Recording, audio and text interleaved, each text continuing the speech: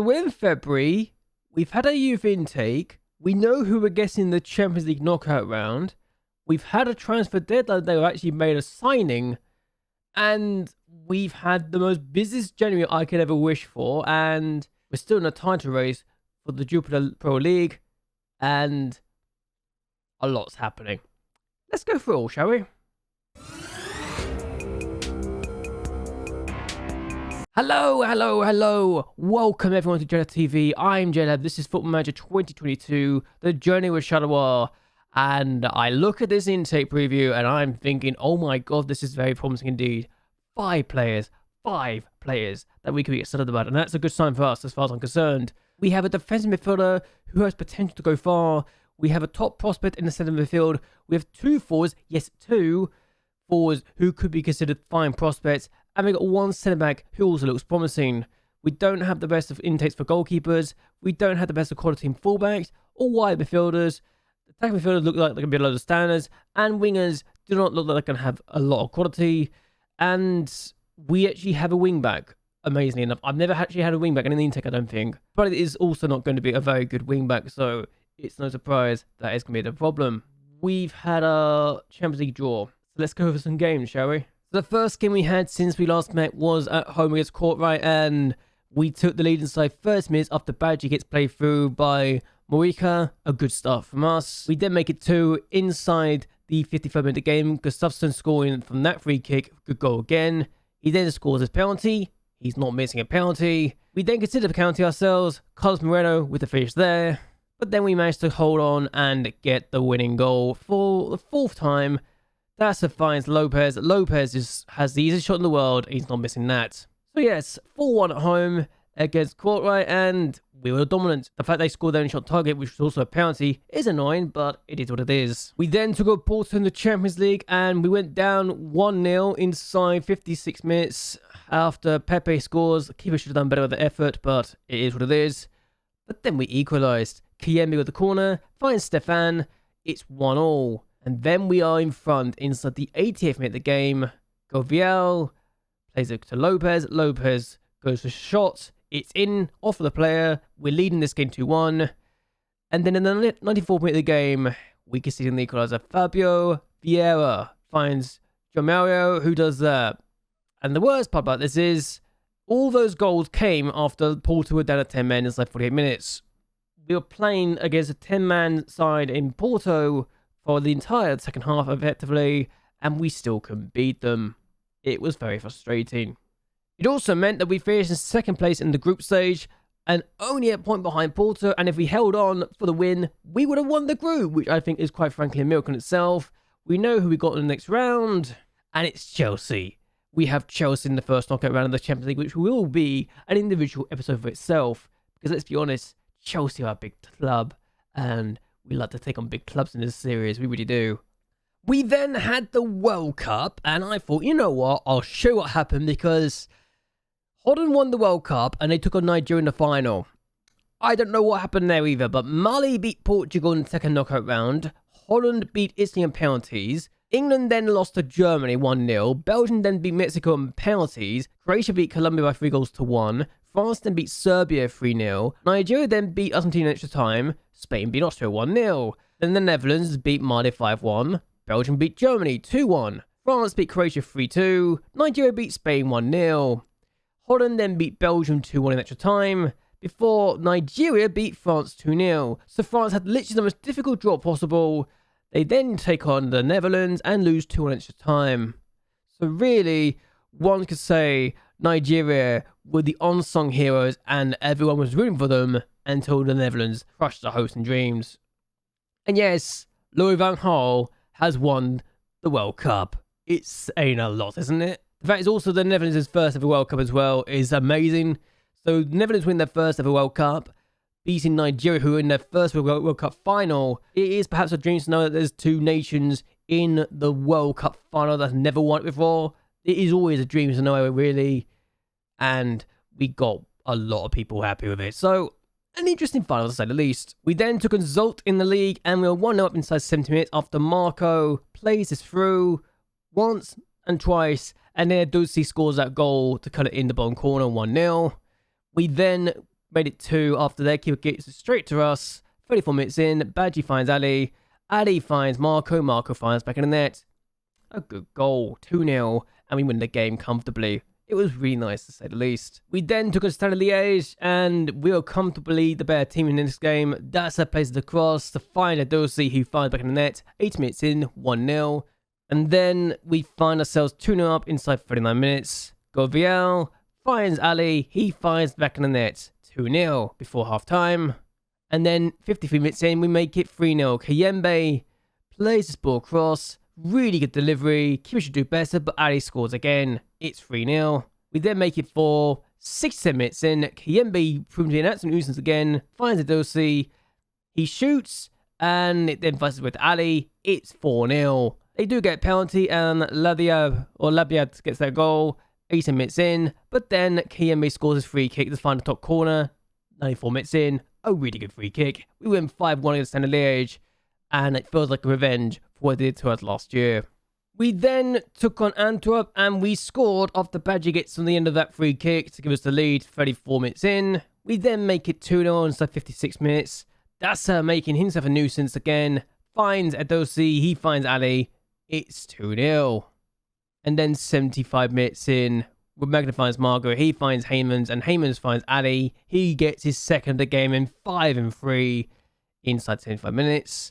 We were come to the better team, and we deserved this whole scoreline. We really did. We then took on Genk in the league, and inside 30 minutes, we were 1-0 up after Govia finds Adosi. He finds the ball across, and Sadiq scores an own goal. Unfortunately for him, we make it 2. In the 78th minute of the game, Heymans finds Marco. Marco finds Lopez. Lopez finds Badgie. Badgie's not missing that. 2-0 inside 78 minutes. It is just a shame that we conceded the goal later on, and it didn't make it as comfortable as I wanted it to be, because Genk scored this goal after Dessa scores at finish, but it wasn't enough for them to get anything out of this. We still win 2-1. A good result. The next game we had was against OH Leuven, and Badgie scores the winning goal of that free kick. Nothing else to say really.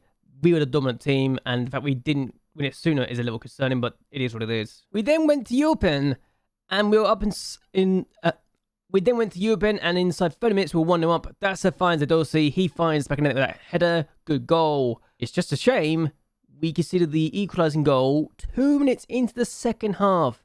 Dion finds Horiko, and I was very frustrated because we didn't win. We actually dropped points in this game, and for me, that's the worst scenario possible, because I know we need as many points as possible to really retain our crown, and that is not a good sign. We then took on Cercle Brugge, and inside 30 minutes, we were 1-0 down against the league leaders. Hotik finds Sommers, and I thought, oh god, we're going to lose again, aren't we? They then missed a penalty. I'm not going to show it, but we equalised inside 65 minutes. Marco finds Jefferson, and Lopez finds back in the net. And then, just literally a minute later, 2 minutes later, we are in front. Ali cuts inside, shoots and scores. Really good finish. It's just a shame we didn't hold on to the lead because we conceded from that set piece, and we drew 2-2. The team to be us 3-0 of the year, we had it on the ropes, and we should have taken advantage of the situation, but we didn't. A shame, really. An absolute shame. We then took on Excel Moscon, and we took the lead after Gustafsson scores that penalty, and then 20 minutes in, it's 2-0. And we've been the better team here by some distance. Ali on the ball. Ali on having the shot. And he's not missing that sort of chance. We then make it 3 before half-time. After Kayembe finds Gustafsson. He plays in the middle. He finds Badgie. A simple finish. And then in the second half, 2 minutes in, 3 minutes in, Gustafsson finds Kayembe. Kayembe goes for goal and scores. A very comprehensive victory. 4-0 the scoreline. 4-0 the final score. We were dominant, and we just come back after that last game. It's just a shame that in the last game we had was against Gen, and we actually lost, despite the fact we took the lead after Badgie scored that finish. Because 35 minutes in, Bayo scored against me. Yeah, my former player that I had on loan last year scored against me. And then 70 minutes in, we conceded again. Bayo involved once more, finds his teammate, and we lost 2-1 as a result of Bayo getting a goal and assist. I can't believe it happened, but my former player has come back to haunt me. It is very frustrating, especially when I didn't rate him that highly either. But still, as things stand, we are in second place, only 4 points behind Cercle Brugge, and 4 points behind, 4 defeats. They're still unbeaten. I don't know how, but we need to really come back and do better, please. We are taking on the team that is currently in 11th place in Swing in the next match. We should be beating them.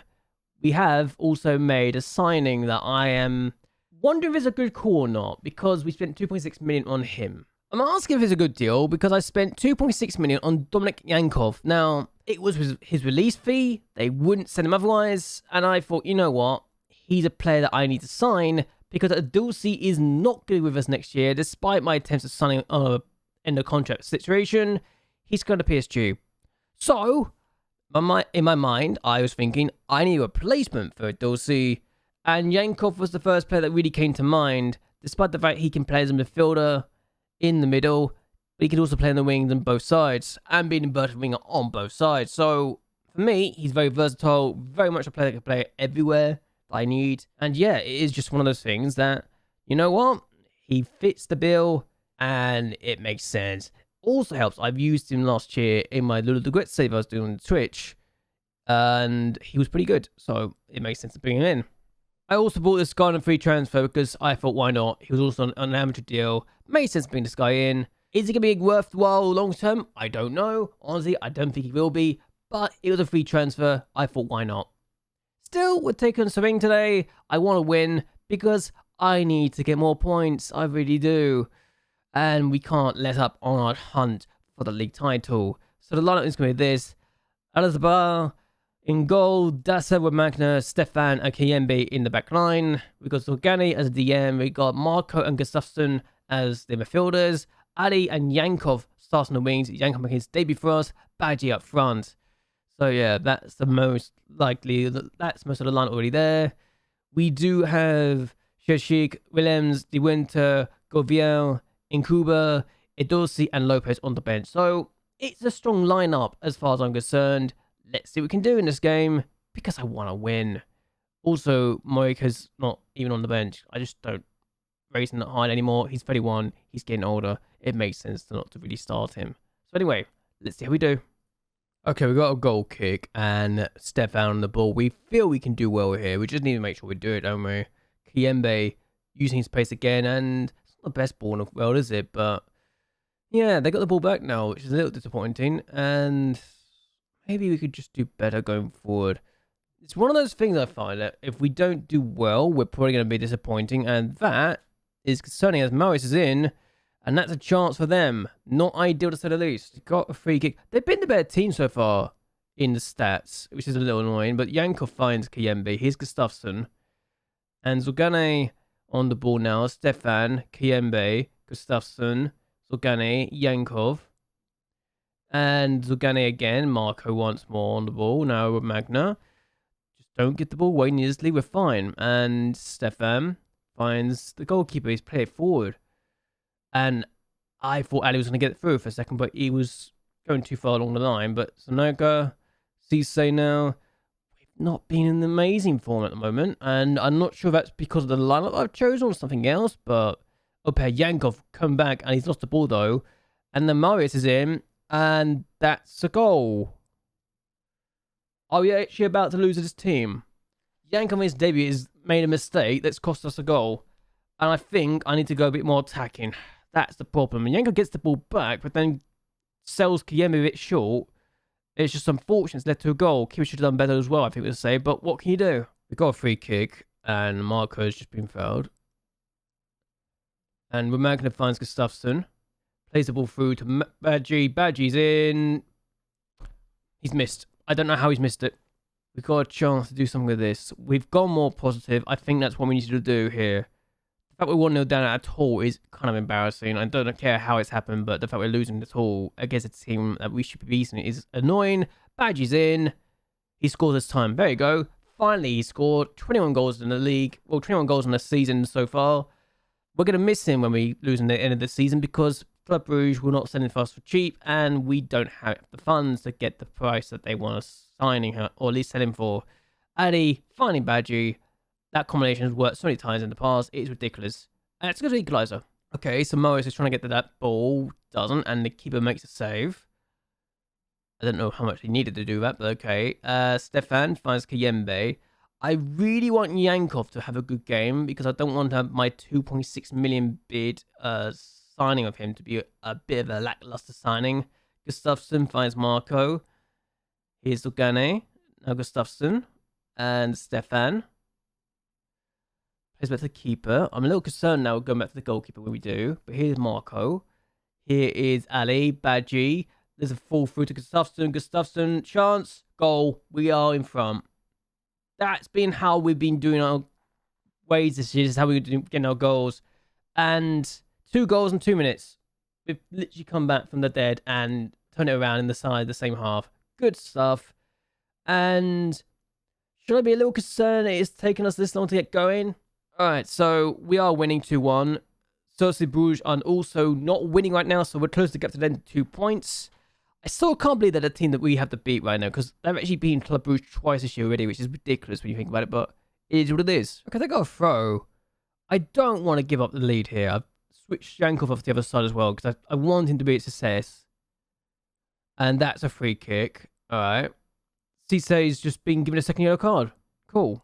Okay, so Marco plays it to Edudzi. Now Badji finds Kayembe. Plays across. Finds Edudzi. That's a penalty. That is a penalty. No surprise at all. If that's not a pen, I'd be shocked. And it's a pen. Nice. They're now down to 9 men. They are now down to 9 men because that red card as well. Marco to take the pen. He's our best penalty taker on the pitch right now. And it makes sense to do it. He scores 3-1. We're just comfortable now. We're going to go attacking because they're down to 9 men. If we don't win this game now, then something has gone very wrong indeed. Because they're down to 9 men. I think they made all their substitutes too. We are comfortable right now. I really want all my players to be successful signings, but if they're not successful, we send them on, then it's fine either way. Stefan's gone quite far with this. Finds Kayembe, finds Stefan again. Still going. De Winter now. Finds Yankov. Goes, finds Kayembe. Kayembe now. Plays it across. Finds Marco. Over the bar. Good move. Corner now. Govia takes it. And Stefan's hit the post. We win 3-1. Wasn't pretty, but we still won either way. Cercle Brugge didn't win, so we do close the gap to 2 points. I really need to get more than this, though. I need to win pretty much the next 9 games to really have a chance of doing stuff.